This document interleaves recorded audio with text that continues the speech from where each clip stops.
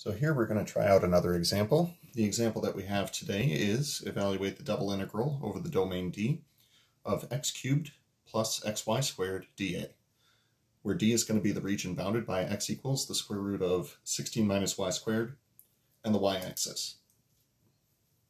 So the first thing I'd like to do is sketch the region in question through a little bit of algebraic manipulation, specifically squaring both sides, and then adding y squared to both sides. We see that this is referring to the right half because it's x equals the positive square root of the circle x squared plus y squared is equal to 16.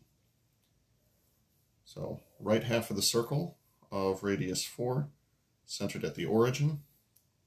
So we'll mark off 4, 4, negative 4, and the y-axis. So the region in question would be this right here. Now, as is pretty typical, we can set this up using type 1, type 2, or a polar region. Because it is circular in nature, I'm going to stick with the polar region for this one. So setting this up as a polar region, we'll need bounds for r, excuse me, as well as bounds for theta.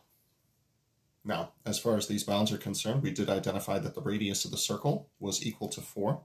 So starting from the pole and going out to the edge, r would be varying from 0 to 4. Theta would need to go from this angle down here all the way up to this angle up here. Now normally from the unit circle we would identify this angle as being pi over 2 and this angle as being 3 pi over 2. However, if we set it up as pi over 2 to 3 pi over 2, we would be referencing the wrong side of the circle. So instead of referring to this as 3 pi over 2, we're simply going to go with negative pi over 2 all the way up to positive pi over 2. So negative pi over 2 up to positive pi over 2. Now that'll take care of the bounds. As far as the integrand is concerned, we had x cubed plus xy squared. If you were to factor out an x from this, we would get something that looks fantastic in polar coordinates, which is the old x squared plus y squared. Now converting x into polar coordinates would be r times the cosine of theta, and x squared plus y squared will be r squared. So simplifying, that would be r cubed times the cosine of theta. And finally, for the conversion into polar coordinates, we also know that our differential, dA, the Jacobian of the transformation, is r, and we'll see a dr d theta after that. So, transitioning from the rectangular coordinate system to the polar coordinate system will look like the following. Last integral is going to be in terms of theta. Theta is going to go from negative pi over 2 to positive pi over 2, negative pi over 2 to positive pi over 2. The integral for r is going to go from 0 to 4. We'll have an r cubed times the cosine of theta for the integrand, and then r dr d theta for our differential. Now once again, this does factor really nicely into a function of r times a function of theta, which we can then apply Fubini's shortcut to. So in terms of theta, we're looking at the integral from negative pi over 2 to positive pi over 2 of the cosine of theta, d theta.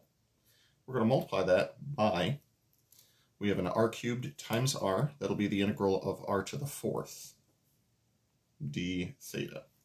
And that is going to go from 0 to 4. Next, we actually evaluate both of these definite integrals using the fundamental theorem of calculus. For the cosine of theta, antiderivative is the sine of theta. And then we'll plug in those bounds. For r to the 4th, we apply the power rule for antiderivatives. We get 1/5 r to the 5th, going from 0 to 4. Now plugging in our bounds, this will be the sine of pi over 2 minus the sine of negative pi over 2. We're going to multiply that by 1/5 of 4 to the 5th minus 0 to the 5th. First set of brackets, this will be 1 minus negative 1. And in the second set of brackets, 4 raised to the 5th power is going to be 1024. 1 minus negative 1 is going to give us 2. Doubling our fraction will give us 2048 over 5 for our final answer.